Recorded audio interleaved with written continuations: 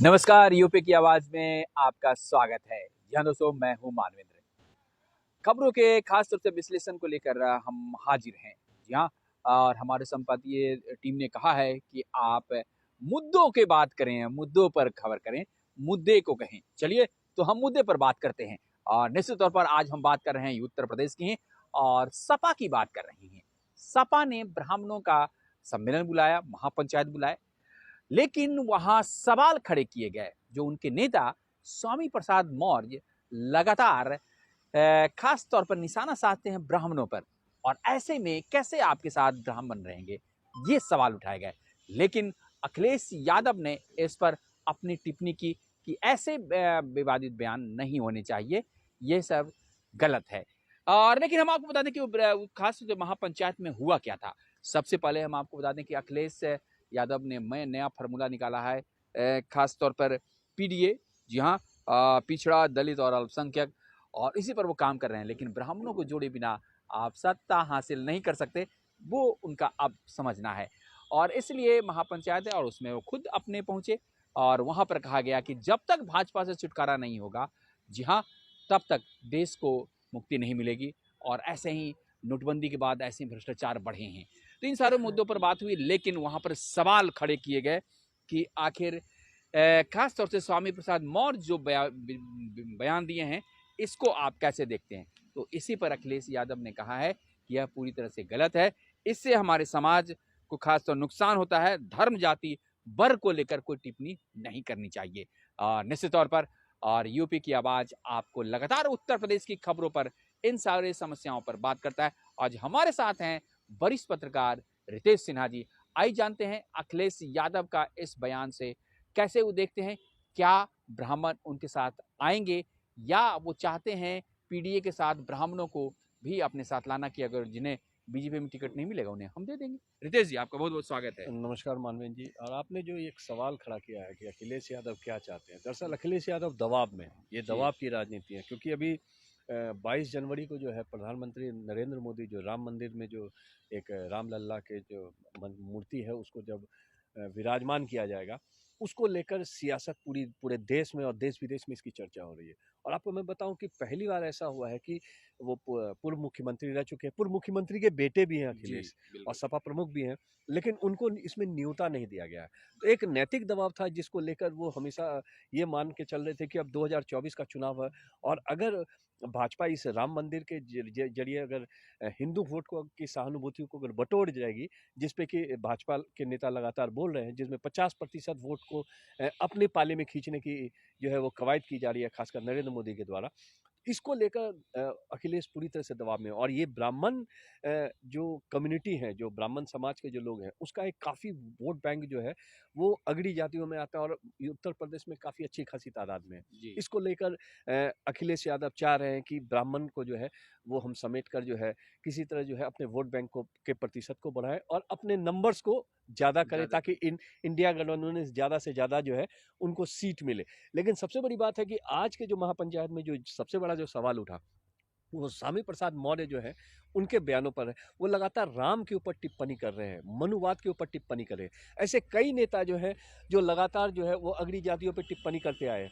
हाल में हमने देखा कि जो भूपेश बघेल है, जिन्होंने लगातार अपने 5 वर्ष के कार्यकाल में ब्राह्मण समाज के ऊपर और विशेषकर अगड़ी जातियों के ऊपर काफ़ी जो है टिप्पणियां की, उसका खामियाजा उनको भुगतना जी, पड़ा जी। कि 18 उम्मीदवारों को देने के बाद भी जो है उनके सिर्फ 2 उम्मीदवार जीते। हाँ, तो लेकिन ये यही इसीलिए मैं कह रहा हाँ, हूँ, इसी में स्वामी प्रसाद मौर्य जो जिस स्वामी प्रसाद मौर्य की जहाँ तक बात है कि स्वामी प्रसाद मौर्य ने जो बयान दिया था, वो हमेशा इस तरह के बयान के लिए जाने जाते हैं। ऐसे कई नेता हैं, भाजपा में भी जो है गिरिराज सिंह जो वो भी अपने उल-जुलूल बयान के लिए जाने जाते हैं।